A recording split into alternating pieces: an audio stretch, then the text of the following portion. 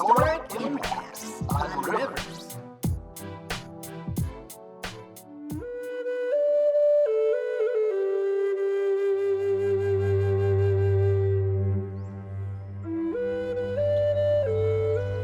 Oh, I see dinner over there. Oh, okay. I haven't been in a river in a long time. I love kayaking. Hey, check out this river over here. It's beautiful. This reminds me of hanging out with my family. Ooh, I hope you guys get some trout. When you think about it, a river is like an artery that feeds lifeblood to all of the ecosystems that it nourishes along its path. Makes sense, right? So what happens to all of the ecosystems and their creatures when one species pinches the flow of that artery for 100 years? What might happen if that one species decides to reopen the artery? Well, that's what's happening here on the Boardman River. It's an awakening of sorts. Back to a time when this river was called the Ottaway. So grab your gear and join us as we explore The story of what happened in this river valley and what's still about to happen.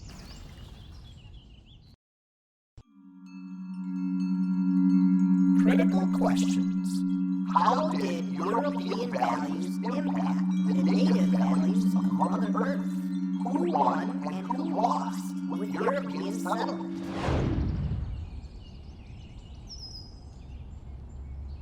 kind of makes you wonder, who were the first people to call this place home? Winish Mampi Gantamayajig. And we migrated over here maybe 1,200 years ago. So this area is like a Garden of Eden.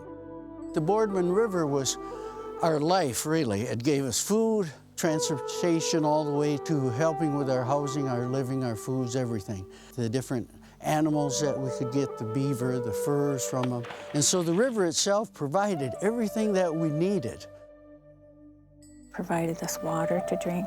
It provided us water to take care of our clothing, to bathe in, the moisture for all the trees and the plants that are here, all the animals that come here that we may have used the deer, the rabbit to eat off from. So everything is connected to this water that we used and kept us balanced and helped us survive.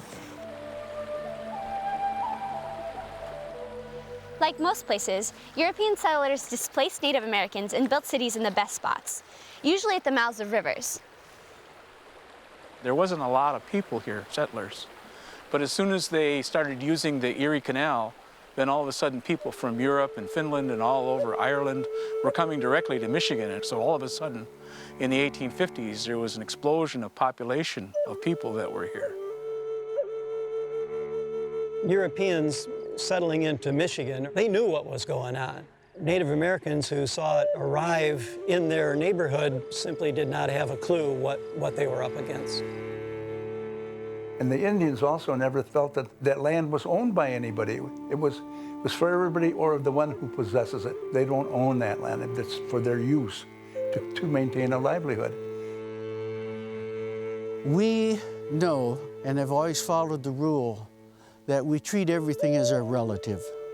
And if you don't, you make that relative suffer. And when we saw the immigrants, the way they behaved with the water even, dirtying the water when they didn't need to, we knew that they were doing this for their gain at the suffering of everything around them. We had to leave, the pressure got so great, people came in and actually chased us away from where we were living. So we had no choice in the matter.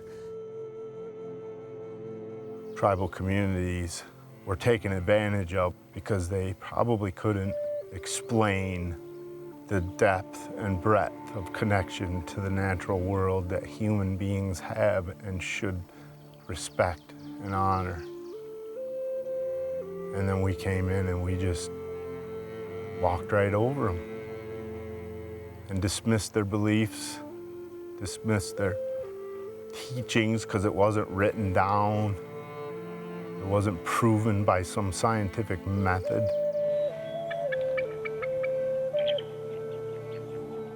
To learn about environmental impacts on our rivers, visit intotheoutdoors.org.